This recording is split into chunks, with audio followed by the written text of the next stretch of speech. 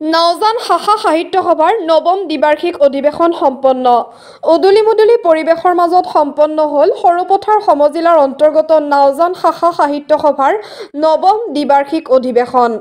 নওজান সোণালী পথাৰ প্ৰাথমিক বিদ্যালয় প্ৰাংগণত দিনজোৰা কাৰ্যসূচীৰে অনুষ্ঠিত কৰা অধিৱেশনখনিৰ কাৰ্যসূচী অনুসৰি পুৱাৰ ভাগত পতাকা উত্তোলন কৰে নওজান শাখা সাহিত্য সভাৰ সভাপতি গোপাল প্ৰসাদ উপাধ্যায়ে আৰু স্মৃতি তৰ্পণ কাৰ্যসূচী সম্পন্ন কৰে শ্বহীদ পৰিয়ালৰ জিতেন্দ্ৰনাথ বৰাই।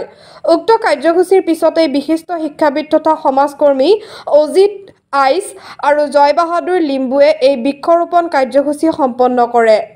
অনুষ্ঠানৰ মজিয়াতে এখন প্ৰতিনিধি সভা অনুষ্ঠিত হয়। উক্ত প্ৰতিনিধি সভাত নওজান শাখা সাহিত্য সভাৰ এখন 21 দিনীয়া সমিতি গঠন কৰা হয়।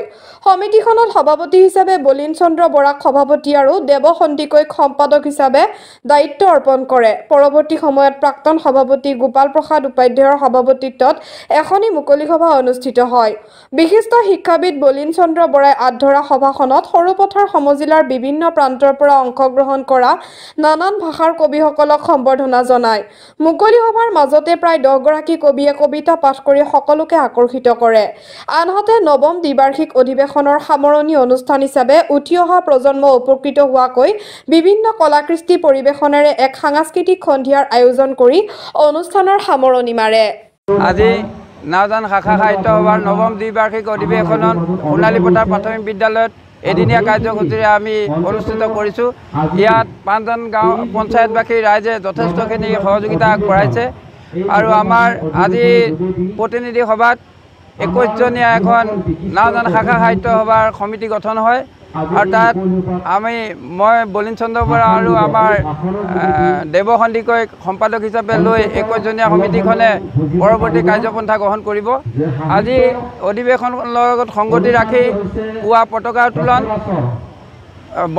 আমাৰ স্মৃতি তৰ্পণ আৰু বৃক্ষৰোপণেৰে কাৰ্যসূচী শুভাৰম্ভ হয় আৰু প্ৰতিনিধি সভাৰ অন্তত আজি মুকলি সভাত আমাৰ গোপাল প্ৰসাদ উপাধ্যায় দেৱৰ সভাপতিত্বত গোলাঘাট জিলা সাহিত্য সভাৰ সন্মানীয় সভাপতি, সন্মানীয় সম্পাদক, সহকাৰী সম্পাদক আৰু আমাৰ ধনশিৰি সমজিলাৰ সৰুপথাৰ সমজিলাৰ অন্তৰ্গত বিভিন্ন অঞ্চলৰ বিশিষ্ট কবিসকলে আজি ইয়াত কবিতা আবৃত্তি কৰিব আৰু ৰাতিলৈ এটি সাংস্কৃতিক অনুষ্ঠানেৰে আজি আমাৰ এই ছাত্ৰ ছাত্ৰীসকলক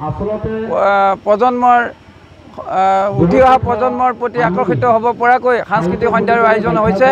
গতিকে আমি ইয়াৰ সফলতা সঁচাকৈ গৌৰৱবোধ কৰিছোঁ।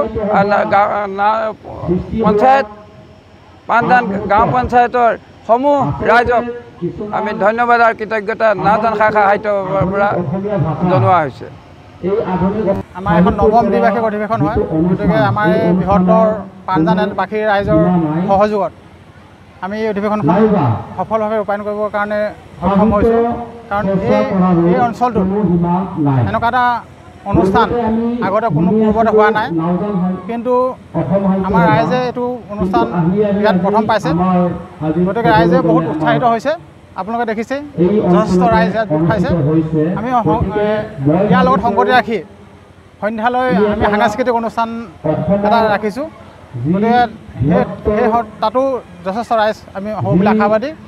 আৰু ইয়াত আমাৰ মূল কমিটিৰ বিষয়ববীয়াসকলেও যথেষ্ট আমাক সহায় কৰিছে।